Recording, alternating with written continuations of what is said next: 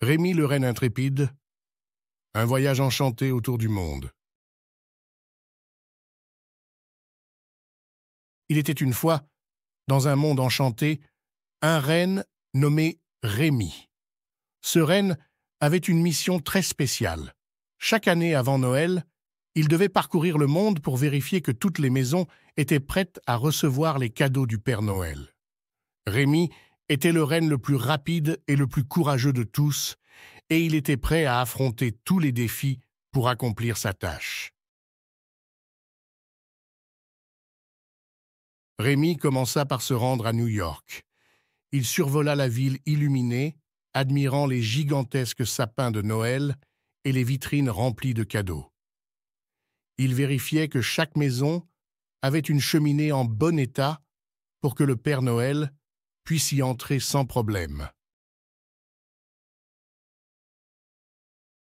Ensuite, Rémi se rendit à Paris. Il se posa devant la tour Eiffel et découvrit que les rues étaient décorées de 1000 lumières. Il inspecta les cheminées des maisons parisiennes, s'assurant qu'elles étaient bien débouchées pour que le Père Noël puisse y glisser tous les jouets.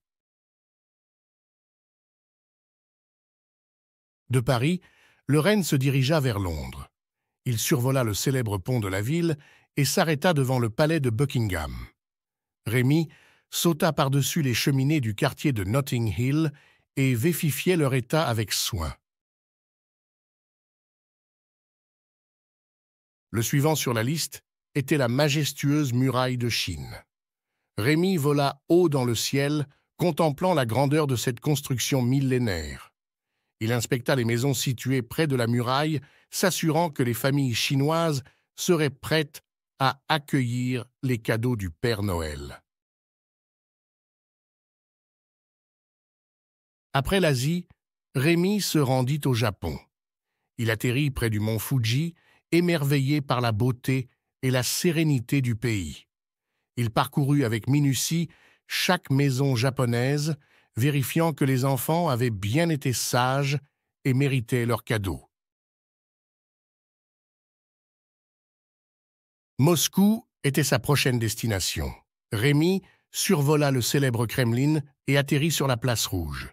Il inspecta les cheminées des maisons russes, assurant qu'elles étaient en bon état malgré le froid glacial. Enfin, Rémi partit pour l'Afrique. Il survola les vastes plaines et les majestueux animaux sauvages. Il fit un détour par le désert du Sahara, où il rencontre des enfants nomades. Il vérifiait que ces familles itinérantes auraient également le plaisir de recevoir des cadeaux de Noël.